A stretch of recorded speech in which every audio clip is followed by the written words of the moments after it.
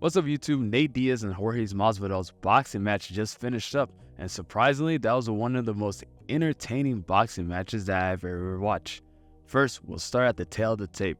They're both 39 years old.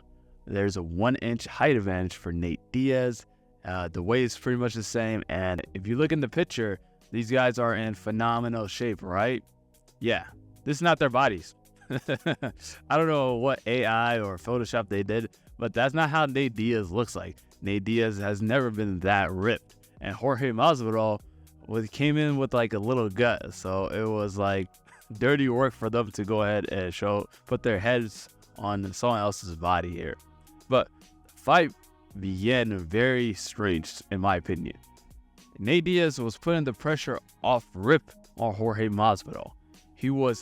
He's the one chasing him for the very first round. And that's not normally Nate's style. Nate's style is, hey, I'm going to take some damage and let you gas out, and then I'm going to put the pressure on you in the later rounds. And interestingly enough, Jorge in that first round, kind of took Nate's strategy. He didn't really throw any punches, which probably helped him in the long run. So that first round, I had it going to Nate. And then after that, we saw Jorge really started to counter Nate. Every single time Nate ran on these little flurries where it's really pitter-patter punches, right? It's not doing too much damage, but it's high volume. Jorge was sitting the shell, just waiting to counter it. And when he did, he landed these clean shots on Nate's chin. Nate, that has to be studied in a lab. There is no way, I believe, you can eat shots to the chin like that, heavy shots. When we're watching the replay, I'm like, did Jorge really land clean, or maybe he didn't land that clean as I thought. The replay is showing Nate's head snapping, literally his chin twisting from the power of Jorge's punches, and Jorge was throwing them with great form, and it would never rock Nate. It's so weird. It would land and it would be a significant shot, right? But it would never rock him. It was like for half a second. Even Sean O'Malley, who was the commentator, surprisingly enough, he was at this event. This shit was insane. He was saying that Nate is able just to take these punches for a half a second, take like a step back, but then right after he takes that step back, he's right back into action. He's chasing Jorge down still. He doesn't give Jorge opportunity really to tee off on him. Jorge lands like 3 or 4 big shots, and then Nate is right back on him, putting the pressure on him. I know Nate's goal was to gas out Jorge, but it didn't work. Jorge did get gas, but it was not as significant as, like, let's say a Conor did. So that game plan didn't work as well. And Nate, the reason why he's not able to do any damage with his punches is that the power is not there because he doesn't put his body weight into his punches. He's just using all like upper body, and he's able just to constantly spam that. I know Nate said he'd been boxing or working with the best boxers since the early part of his career, and it's weird. He has his own style, and Jorge, I did see him stay on the ropes in like rounds 2 and 3, and he was landing all these big shots, and they weren't equating to nothing in terms of like hurting Nate per se. They were landing their significant shots, and Nate was just kind of walked them off. In the later rounds, Jorge's got smart, starting around like round 5 or 6, where he started to go to Nate's body more, and I think that slowed down Nate just a second. But this guy he was eating body shots like a champ. And Jorge's throwing just clean shots. I'm so surprised at how good Jorge's boxing is. Man, those last couple UFC fights really ruined his image because he's a much better striker than he showed in the UFC. In the UFC, he had to worry about a lot of takedowns. So since he's always worried about takedowns, he can never showcase his striking as much. Like we seen him before in the fight with Nate Diaz in MMA. His striking was amazing. And we seen it with Darren Till. He showed good striking in that fight too. But in the fights against Usman and Gilbert Burns, oh my gosh. And even Colby Covington. Like, he's a better striker than Usman and Colby and Gilbert.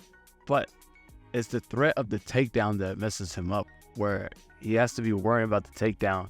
And that's when they even tee off on him. Usman, I believe the only reason why he knocked out Jorge is because Jorge was so worried about getting taken down that he wasn't thinking about Usman's hands coming at him. And that's why I really believe Usman got that shot.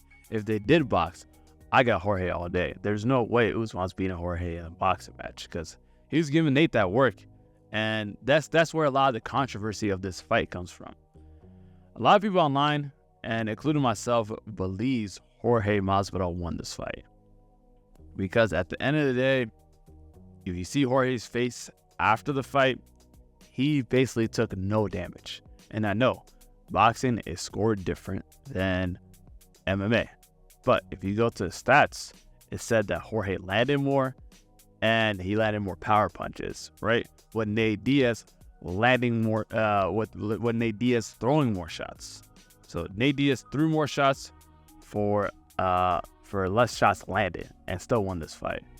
Interesting enough, I don't believe those numbers because I think Nate Diaz did land more than those numbers were saying on CompuBox, but I think he threw way more. Because if you were watching the fight, you could tell Nate Diaz is throwing like way more strikes than Jorge Masvidal, and CompuBox said it was like 740 for Nate Diaz total thrown strikes to 650 for Jorge Masvidal. I think Nate even threw, like, just the feel I got from that fight, 200 to 300 more than Jorge. Like, he should have been way up on like the strikes thrown. That's why I don't believe those numbers, because the numbers are saying that Nate threw 90 more punches than Jorge, but realistically it should have been like 200 maybe. But when Sean O'Malley was watching this fight, he was surprised about how good their cardios were, and I was too, because these guys are 39 years old. 39. And round 10, they're still throwing haymakers and trying to end this fight. Oh, another thing was, while this fight was going on, the fight right before on a different card was Shakur Stevenson versus a tomato can in his hometown of Newark, New Jersey. That's where Islam and Dustin Poirier just fought last month. And they sold out that stadium for 18,700 people. Shakur Stevenson in his hometown couldn't sell that out. He only got up to 8,000 people come to his fight. And by like third or fourth round, we saw a video of fans leaving. But I promise you this, nobody left this fight because they did what a lot of boxers cannot do. At the end of the day, I don't care how skilled of a boxer you are, this is the entertainment business. If the UFC doesn't put on entertaining fights, it will die. If you're a boxer and you put on boring fights, you would not have any fans left. But this fight put boxing to shame because they gave us a real fight, and it was one of the most entertaining fights. If you missed this fight, go back and rewatch it. It is that good. I don't really like boxing like that. I don't think it's as entertaining. I only watch really the bigger boxing fights, but I don't really watch it as much as I watch maybe the UFC and MMA fights. Those are way more competitive. Boxing is there's no competition in a lot of those fights, so that's why I only want to watch the big fights, because that's when we see back and forth. That's when we see action, man. So that's my takeaways. I do believe Jorge won this fight. What are your thoughts? What you think of the fight? Did you think Nate won? Did you think Jorge won? If you are new, please go ahead and hit that subscribe button and also like the video.